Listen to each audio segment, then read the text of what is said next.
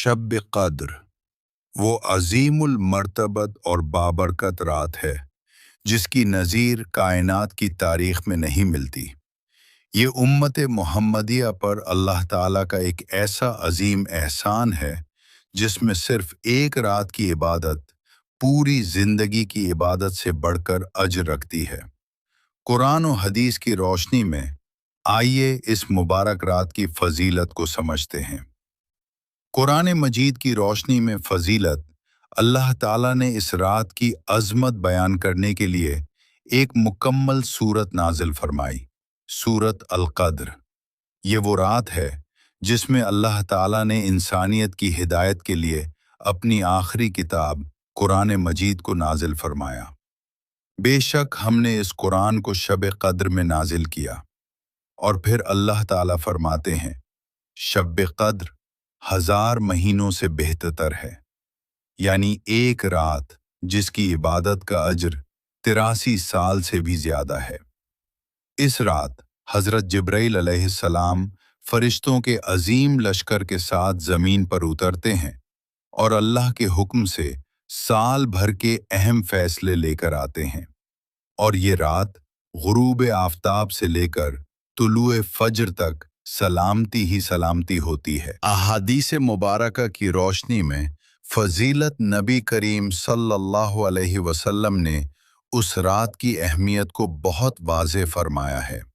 रसूलुल्लाह सल्लल्लाहु अलैहि वसल्लम ने फरमाया, जो शख्स ईमान के साथ और सवाब की नीयत से शब क़द्र में क़याम करे, उसके पिछले तमाम गुनाह माफ़ कर दिए जाते हैं।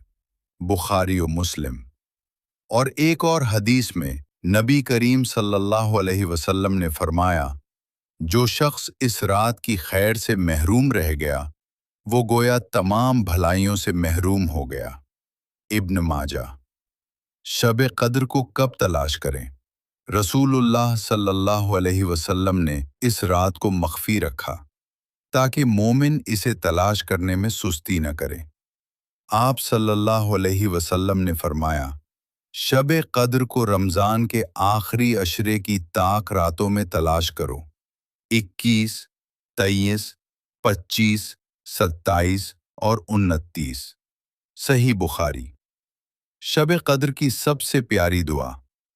हज़रत आयशा रज़ी अल्लाह अन्हा ने पूछा, या रसूलुल्लाह सल्लल्लाहु अलैहि वसल्लम, अगर मुझे शब क़द्र मिल जाए तो मैं क्या दुआ मांगूं?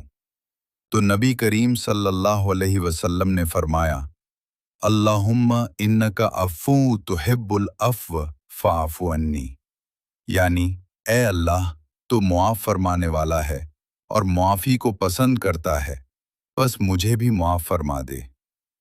खुलासा, लैलतुल क़द्र सिर्फ एक रात नहीं, बल्कि अल्लाह की रहमत का वो समंदर है जो जोश मार रहा होता है।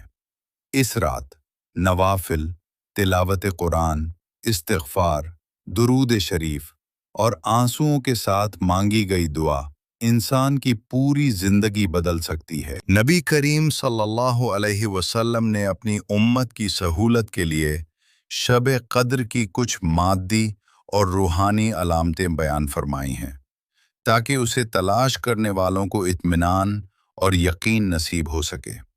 अहादीस मुबारका की रोशनी में इस अजीम रात की चंद बड़ी निशानियां दर्ज झैल हैं। 1. सूरज की अलामत, सबसे मुस्तनद निशानी। सही मुस्लिम की रिवायत के मुताबिक हज़रत अबी बिन काब रज़ी अल्लाह अन्हु बयान करते हैं कि रसूलुल्लाह सल्लल्लाहु अलैहि वसल्लम ने फरमाया, शब क़द्र की एक निशानी ये है कि उसके अगले दिन का सूरज जब निकलता है तो वो बुलंद होने तक बिल्कुल साफ यानी सफ़ेद होता है।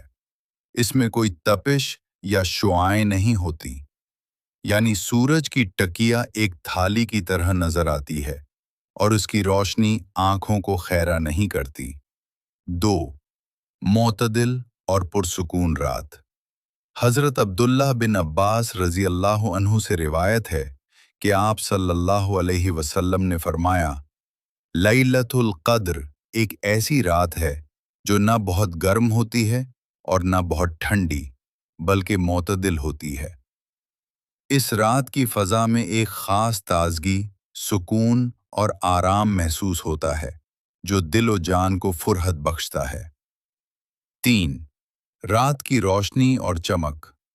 کچھ احادیث اور صحابہ کے اقوال کے مطابق یہ رات اندھیری نہیں ہوتی بلکہ روشن اور چمکدار ہوتی ہے۔ ایسا محسوس ہوتا ہے جیسے چاند نکلا ہوا ہو، حالانکہ یہ طاق راتوں کا وقت ہے جب چاند اپنی پوری آب و تاب میں نہیں ہوتا۔ 4. فرشتوں کے نزول کی علامت۔ قرآن مجید کے مطابق اس رات فرشتوں کا نزول کثرت سے ہوتا ہے۔ حضرت ابو ہریرہ رضی اللہ عنہ سے مروی ہے کہ نبی کریم صلی اللہ علیہ وسلم نے فرمایا، اس رات زمین پر فرشتوں کی تعداد کنکریوں سے بھی زیادہ ہوتی ہے۔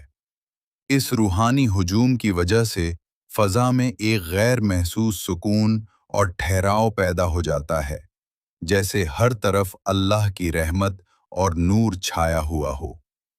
5. بارش کا امکان۔ کچھ روایات کے مطابق کچھ احادیث میں ذکر ملتا ہے کہ نبی کریم صلی اللہ علیہ وسلم نے ایک شب قدر دیکھی اور اس میں بارش اور کیچڑ میں سجدہ کیا۔ اس لیے بعض علماء اسے بھی ایک ممکنہ نشانی قرار دیتے ہیں کہ اس رات ہلکی بوندا باندی یا بارش ہو سکتی ہے۔ ایک اہم نقطہ علماء فرماتے ہیں کہ یہ علامتیں اکثر رات گزرنے کے بعد یعنی اگلی صبح ظاہر ہوتی ہیں۔ اس کا مقصد یہ ہے کہ جس نے عبادت کی وہ اللہ کا شکر ادا کرے کہ اسے یہ رات نصیب ہوئی۔ جو سستی کر گیا وہ پچھتاوے کے ساتھ اگلی طاق راتوں میں مزید ہمت کرے۔